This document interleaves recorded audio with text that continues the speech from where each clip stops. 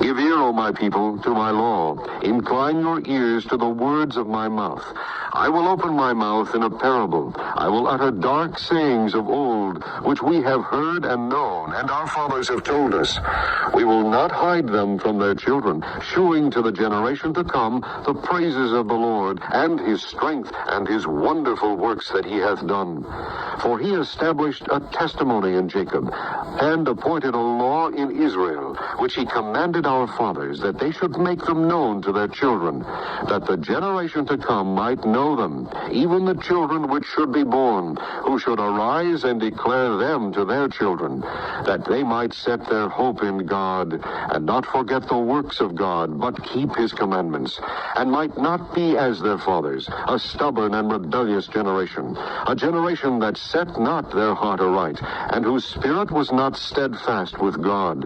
The children of Ephraim, being armed and carrying bows, turned back in the day of battle. They kept not the covenant of God, and refused to walk in his law, and forgat his works, and his wonders that he had shewed them. Marvelous things did he in the sight of their fathers, in the land of Egypt, in the field of Zoan. He divided the sea, and caused them to pass through, and he made the waters to stand as an heap. In the daytime also he led them with a cloud, and all the night with a light of fire. He clave the rocks in the wilderness, and gave them drink as out of the great depths. He brought streams also out of the rock, and caused waters to run down like rivers. And they sinned yet more against him by provoking the Most High in the wilderness. And they tempted God in their heart by asking meat for their lust. Yea, they spake against God. They said, Can God furnish a table in the wilderness? Behold, he smote the rock, that the waters gushed out, and the streams overflowed. Can he give bread also? Can he provide flesh for his people? Therefore the Lord heard this and was wroth. So a fire was kindled against Jacob, and anger also came up against Israel, because they believed not in God, and trusted not in his salvation, though he had commanded the clouds from above, and opened the doors of heaven, and had rained down manna upon them to eat, and had given them of the corn of heaven. Man did eat angels' food. He sent them meat to the full. He caused an east wind to blow in the heaven, and by his power he brought in the south wind. He rained flesh also upon them as dust, and feathered fowls like as the sand of the sea. And he let it fall in the midst of their camp, round about their habitations. So they did eat, and were well filled, for he gave them their own desire. They were not estranged from their lust, but while their meat was yet in their mouths, the wrath of God came upon them, and slew the fattest of them, and smote down the chosen men of Israel. For all this they sinned still, and believed not for his wondrous works. Therefore their days did he consume in vanity, and their years in trouble. When he slew them, then they sought him, and they returned and inquired early after God. And they remembered that God was their rock, and the high God their Redeemer.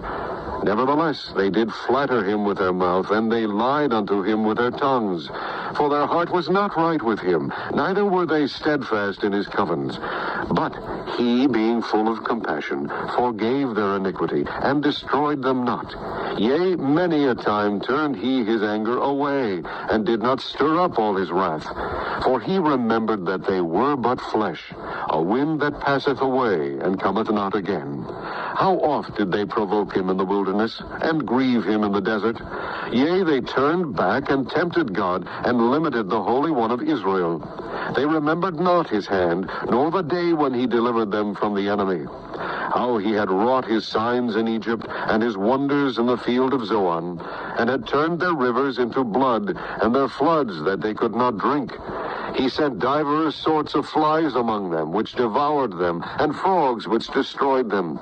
He gave also their increase unto the caterpillar, and their labor unto the locust. He destroyed their vines with hail, and their sycamore trees with frost. He gave up their cattle also to the hail, and their flocks to hot thunderbolts. He cast upon them the fierceness of his anger, wrath, and indignation, and trouble, by sending evil angels among them. He made a way to his anger, fire. He spared not their soul from death, but gave their life over to the pestilence, and smote all the firstborn in Egypt, the chief of their strength in the tabernacles of Ham, but made his own people to go forth like sheep, and guided them in the wilderness like a flock. And he led them on safely, so that they feared not. But the sea overwhelmed their enemies, and he brought them to the border of his sanctuary, even to this mountain, which his right hand had purchased.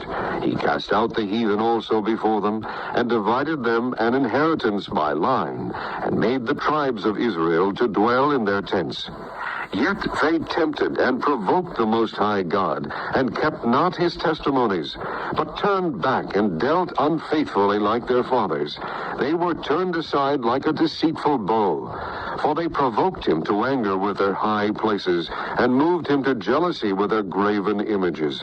When God heard this, he was wroth, and greatly abhorred Israel, so that he forsook the tabernacle of Shiloh, the tent which he placed among men, and delivered his strength into captivity, and his glory into the enemy's hand. He gave his people over also unto the sword, and was wroth with his inheritance. The fire consumed their young men, and their maidens were not given to marriage. Their priests fell by the sword, and their widows made no lamentation. Then the Lord awaked as one out of sleep, and like a mighty man that shouteth by reason of wine. And he smote his enemies in the hinder parts. He put them to a perpetual reproach. Moreover, he refused the tabernacle of Joseph, and chose not the tribe of Ephraim, but chose the tribe of Judah, the Mount Zion which he loved. And he built his sanctuary like high palaces, like the earth which he hath established forever. He chose David also his servant, and took him from the sheepfolds. From following the ewes great with young, he brought him to feed Jacob his people, and Israel his inheritance. So he fed them according to the integrity of his heart, and guided them by the skillfulness of his hands.